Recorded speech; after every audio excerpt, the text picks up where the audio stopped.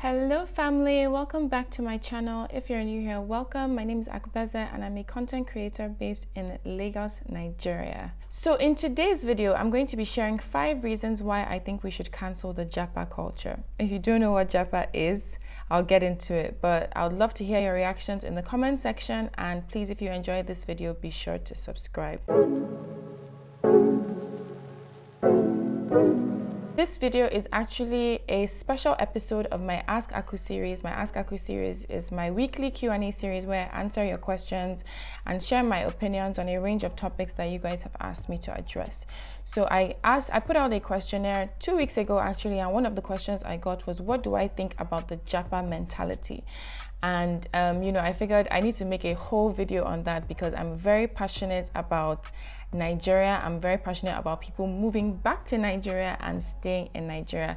If you've been following this channel, you know that I caused a stir when I was trying to promote people moving back. 3 years ago I had actually made a video saying, okay, why I don't regret moving back to Nigeria. It was just a casual conversation I was having with my friend, and I decided to post it as a vlog, and it caused a whole reaction. People were talking about my privilege and how I am not cognizant of what's really going on in Nigeria, and I should be in Nigeria for a while and my opinion will change and all of that. There were a lot of naysayers, but 6 years later my opinion is still the same. I believe that the Japa culture needs to be addressed seriously. If not, we are risking the future of our nation. Nigeria is the land of plenty.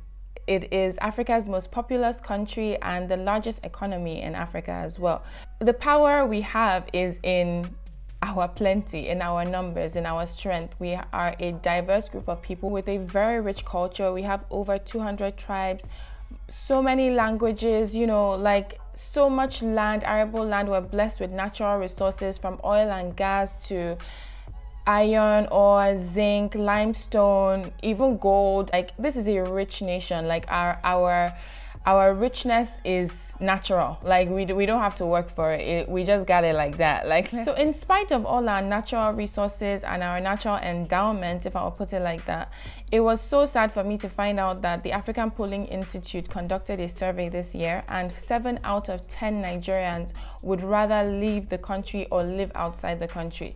And I was like, that's alarming. And even in church, I started realizing, like, it's people's prayer points. Like, people come and give testimony like, oh, I got my visa, I'm leaving the country. And it even shocked me even more. Like, this thing is an epidemic. So I started researching it, and then I found this article by Chidi Amuta of This Day newspaper, and I love what he said. He said, what began as a voluntary choice of place of abode has become a compulsive drive to flee to other lands in search of work, personal fulfillment, and peace of mind. Let us freely call them the Japa generation. Like, that's what they are calling us now. Those who must flee in order to literally live. There are an army of young people who see no hope in our country. And that was the line for me. No hope in our country. Like, now I have been here for 6 years. I will admit, and I have come to see that this country is struggling. Bad governance is one of our biggest issues. Insecurity, not only personal insecurity, but financial insecurity. The economy is like on a downward spiral. Our money has lost its value. Poor health care, inefficiency, underdevelopment in our human and our natural resources. Trust me, I am aware. I see it, I acknowledge it, I recognize it, I face it. But how can you lose hope in your own country? Like, no. That's where I draw the line, and that's where I'm trying to, should I say, spark change and reframe the narrative. Number 1, our potential. I know you've heard it before. I just went through our whole roster. In fact, that's not our whole roster. I'm sure so many more people can give you much more information about the richness and the potential that we have naturally in this country. We are blessed. We've been blessed. We are still going to be blessed forever. Like, it's just what God gave us. The population, our position as the largest economy in Africa, our unexploited land, there's still so much to tap into. Don't sleep on our potential is what I'm just trying to say. That's one reason that you need to think twice about leaving this country. Potential is meant to be developed. Potential is meant to be, I don't even want to use the word exploited, but it's meant to be brought out. Like, you know, you don't see something with potential and just leave it where it is or leave it as what it is. You hope for more, you push for more, you press for more. And that brings me to my second reason, which is impact. The impact that you can have in this country, the impact that you can have in developing this country, the role that you can play here cannot compare to what you would do in a developed nation. When did they, what did Paystack do that we've not seen before in America? Should I put it like that? What is it that all these are top companies in Nigeria right now are doing that we've not seen before? They're not doing anything new, but it's because they're doing it in Nigeria. They're being able to provide those services or innovate to such a large population that it is, you know, having the impact that it's having on a global scale. And that is where I really feel like I highly encourage people to move back, because that is like the purpose of your exposure. Like, your exposure is not just to be there and enjoying it, like it's to give back, contribute to good governance. Like, who is going to lead this country if everybody that has the right skills and the right mindset is running away, is leaving? Who is going to develop our infrastructure? Who is going to develop our human capacity if everybody with the right skills and the right mindset is running away? Think of the impact that you can have. My third point, my third reason is our culture. Our culture is so rich. Look at the waves that our music is having. Look at the waves that our movies are having. Our art, our literature, our food, our fashion. Like, you know, Nigerians are dominating so many creative spaces, and all this creativity is rooted in our rich culture. The diversity that we have here is not something that you should downplay. Like, that's why there are so many should I say advocates for diversity in all those first world countries, because everybody is just like monotonous. Everybody is just doing the same thing, wearing the same thing, going the same place. Like, here there's so much like to tap into. Like, that's just my line. There's so much to tap into. There's so much to do. I don't think our culture is something that you need to sleep on or let die out. The more you leave, the more our culture dies, the more you assimilate into, you know, the westernized culture, and it's not our culture.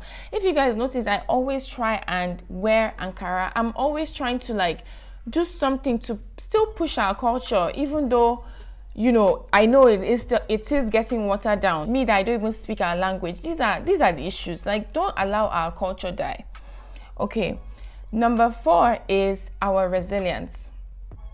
Now, my last 2 points are actually spiritually influenced, because I went for the experience over the weekend. It's like a gospel concert that House on the Rock holds. Pastor Paul a difference in the convener of the whole event.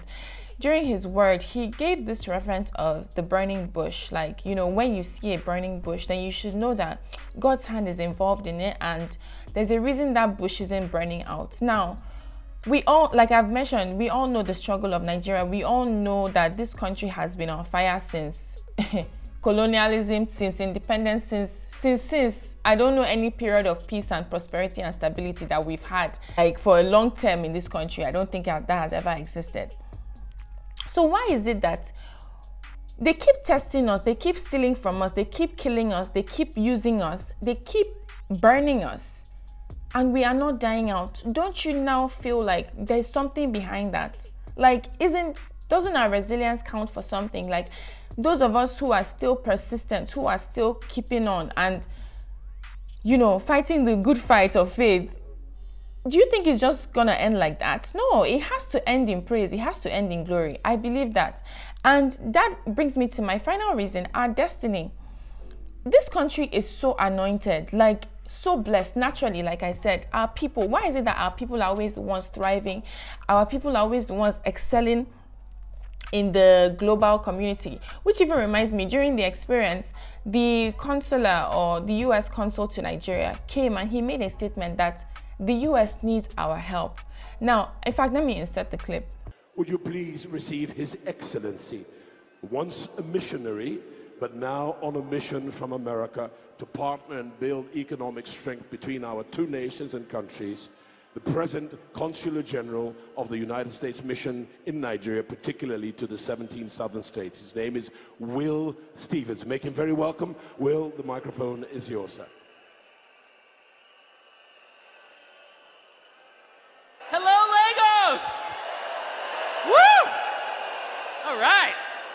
I'm gonna start with a little bit of the word of the Lord, because I think you're my people, and I think I can share scripture. And I'm gonna bring it down a little bit. All right. I think I know the answer to this question. I'm gonna read it anyway. If ye are desirous to come into the fold of God and be called his people, and are willing to bear one another's burdens that they may be light, yea, and are willing to mourn with those who mourn, and comfort those that stand in need in comfort, and stand as witnesses of God at all times and in all things. Brothers and sisters, I need your help. We need your help. The United States of America needs your help. It wasn't a joke. Let me explain why. Let me explain why, brothers and sisters. We are facing huge problems around the world. Democracy is in decline. There's this thing called climate change. There are global problems. And we used to talk about this thing called African solutions to African problems. Do you remember that? I'm here to tell you that's wrong. We need to be talking about African solutions to global problems. Can I get an amen? I like that. And that's where we need your help, because we can't fix it by ourselves. Nigeria is going to be the third largest country in the world in 25 years. Bigger than the United States.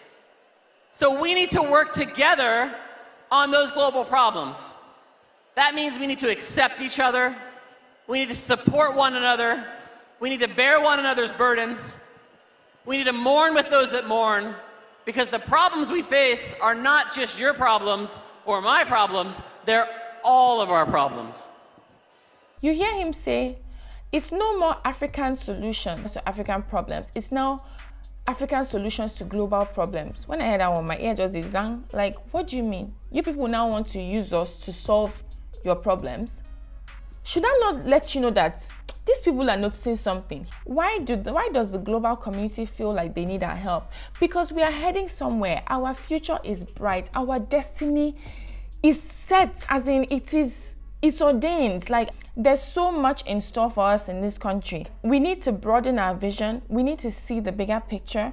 We need to stop focusing on the struggles and start focusing on the potential and how we can hone that potential into what this nation is truly meant to be. While I can acknowledge that the massive exodus has, created a Nigerian diaspora with huge economic impact, I don't think that's enough.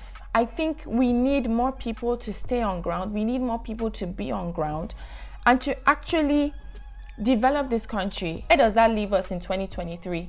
Will you be around to vote? We're saying we want change. Are you here to make the change? We know we haven't yet instituted diaspora voting. So what's going to happen? Is it the same masses that they'll just use and buy their votes with a bag of rice? But to be honest, I don't even believe that 2023 is going to be like that anymore. 2020 was not in vain. No. When people talk about, what happened with NSAS protests, people just think, the protest just ended like that. But you don't realize the awakening that happened. Blood doesn't shed for nothing. That's one thing I've learned in my spiritual journey. You don't shed blood and it just ends like that. So the blood of the protesters that was shed, the innocent protesters that was shed vainlessly for no good reason, it will speak and change will come, and there will be a difference that will be made in this country. And I pray you people will be on ground to see it. I'm very passionate about this topic. I don't know if I was properly able to express my passion, but I hope that you can consider those reasons. And if you have any other reasons why you think we need to cancel the Japa culture, I would love to hear your comments. Those of you who are going to come at me and say, oh, of course I can talk like that. How much are people earning? This one, that one, that one, that one, that one. I understand you. Trust me, I understand you. I'm trying to struggle to be a content creator in Nigeria. Do you know how much I'm earning here? But I'm thinking long term. In that same video, I told Favor, we are looking at American YouTubers. We say, oh, they have 1 million subscribers. Also fantastic. If people in Nigeria have access to internet, do you know how easy it is for us to get 1 million subscribers? Why is Meta doing events in Nigeria? This our population is not a joke. This our brain is not a joke. This our resilience is not a joke. This our culture is not a joke. Our potential is not a joke. Our destiny is not a joke. Please, renew your hope in Nigeria. Believe for more for this country. Stop leaving. Start working. Start changing. Start innovating. I can't shout. Let me just put it like that. But I would like to end with our national anthem, and I hope you can really chew on the words, meditate on the words. Arise, O compatriots, Nigeria's call obey, to serve our fatherland with love and strength and faith. The labor of our heroes past shall never be in vain. To serve with heart and might, one nation bound in freedom, peace, and unity. O God of creation, direct our noble cause. Guide our leaders right. Help our youth the truth to know. In love and honesty to grow. Great lofty heights attain. To build a nation where peace and justice shall reign. Great lofty heights attain. But Rome was not built in a day. America was not built in a day. Canada was not built in a day. UK was not built in a day. Build your own country. Believe in your own country. And cancel the Japa culture. All right, I love you guys. As usual, let me know what questions you have. Let me know your feedback, and I'll see you in my next video.